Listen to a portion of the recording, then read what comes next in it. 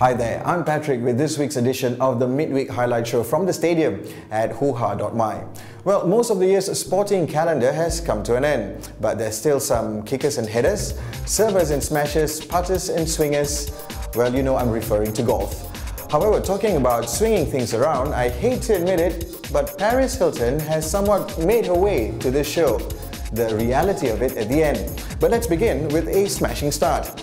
Badminton's world number 1 Lee Chong-wei ended his 2010 season by capturing the Hong Kong Super Series title over the weekend. This was his 5th Super Series title on the circuit this year and has also won a total of 10 competitions, 8 International Open tournaments along with the 2 gold medals in the team and individual events at the Commonwealth Games. Chong-wei finished at the top with China's Cheng Lung in 2nd, followed by Thailand's Bunsap Punsana, with Denmark's Peter Gade Christensen in 4th, and in 5th is the man Chong-wei defeated in the Hong Kong final, Taufik Hidayat. This has been Chong-wei's best season ever, though one constant remains: he always finds it hard to beat his arch nemesis, Lin Dan. Before we bring you our European football roundup, let's look at the Suzuki Cup. Now, this time last week, the Malaysian squad was praying for a miracle. They had to beat Laos and hope that Indonesia will do them a favour by beating Thailand in the final Group A matches. And eventually, it all worked out. Malaysia thumped Laos 5-1, while Indonesia booted Thailand out of the tournament, who are coached by former Man United great Brian Robson, by beating them 2-1. Now Malaysia will play Vietnam, while Indonesia face the Philippines in the 2-legged semi-final. The first leg of the Malaysia-Vietnam tie will take place at the National Stadium in Bukit Jalil this Wednesday, and the return leg in Vietnam on December the 18th.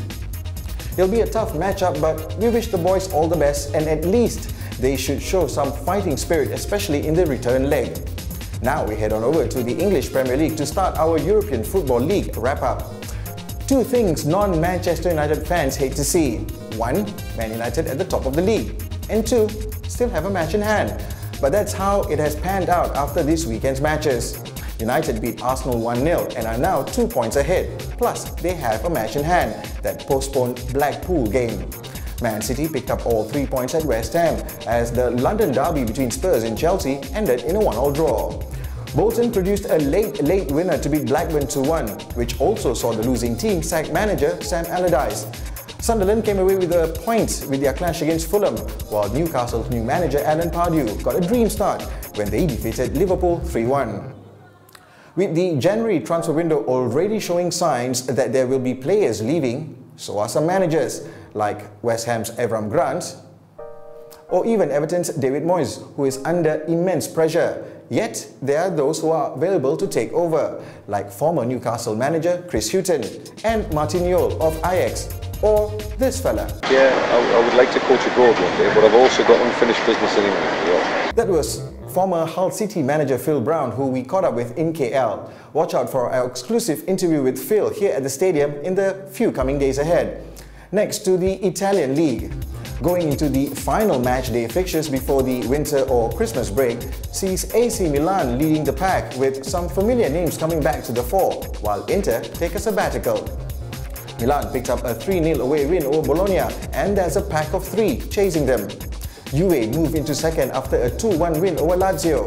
That result allowed Napoli to leap into 3rd after they claimed a 1-0 away win at Genoa. Palermo solidified their 5th position with another win, as Roma moved into 6th after they struggled to beat bottom of the league Bari 1-0. Inter will not play in the Serie A until next year, as they are involved in the World Club Championships as champions of Europe. This weekend, the one to watch will be the Saturday fixture between AC Milan and Roma. Can the City Boys cut the Fashionistas' lead? With their 6-point gap, Milan will end 2010 and start 2011 as the Italian league leaders. To the German Bundesliga, and Borussia Dortmund will not only be at the top at the start of 2011 but also well into the Chinese New Year period, as they now have an 11-point cushion over their nearest rivals. Dortmund won again, this time a 2-0 victory over Werder Bremen. Bayern Leverkusen are in 2nd after a thrilling 4-2 away win over Hamburg. Hannover moved up 1 spot to 3rd, thanks to a 2-1 win over Stuttgart, while Mainz are going through a torrid time, suffering another loss, this time a 1-0 defeat at home to Schalke. And that victory brings Schalke into the top 10 for the first time this season. There were wins for Freiburg and Bayern Munich, while Hoffenheim only managed a draw, and Eintracht Frankfurt accepted a loss. This weekend, the pick of the bunch will be the fixture between 2nd and 5th. Bayer Leverkusen will host Freiburg. And we make our final stop at the Spanish Primera Liga, where Barcelona's 5-star performance has not allowed the team to score against them in nearly 400 minutes of play. The Catalans are in formidable form, this time a 5-0 drubbing of Real Sociedad. Real Madrid are keeping pace with Barca after a 3-1 away win at Real Zaragoza. Villarreal and Espanyol failed to keep up with the Spanish giants as both succumbed to away losses. Valencia held on against Osasuna and drew that home game 3-all, while Atletico Madrid, Getafe and Athletic Bilbao all claimed 3 points. And as I predicted last week, Sevilla are out of the top 10 after being humiliated 1-3 at home by Almeria.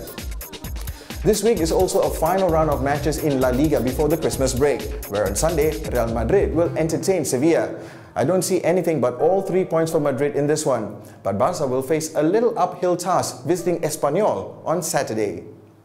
And our final parting shot for this week, as I mentioned at the top of the show, it relates directly to the Paris Hilton. It has been reported that Her Socialite Highness is launching her own motorcycle team for next year's MotoGP season. It's called SuperMartXe VIP by Paris Hilton, and the team will compete in the 125cc class in 2011. On the front, SuperMartXe are a group who organizes exclusive and far-out parties. No details on who owns it or how they are funded. The team has some promising riders with Sergio Gadea and Maverick Vinales, the 2010 Spanish and European 125cc GP champions. Their first press conference is expected to be held this weekend in Madrid. While we have our eyebrows raised at the prospect of seeing Paris Hilton at the track with a rodent, well, the Chihuahua is a dog, but like some people in the island of Penang like to call it an average-sized rodent. However, there's no doubt her presence will be a boost for the sport with the potential draw of more media coverage and advertisers to the series, especially if it's this kind of parties that SuperMartXe throws. Until next time from the stadium at Hoohaa.my, this is the season to party on. So, party on. Safely, of course.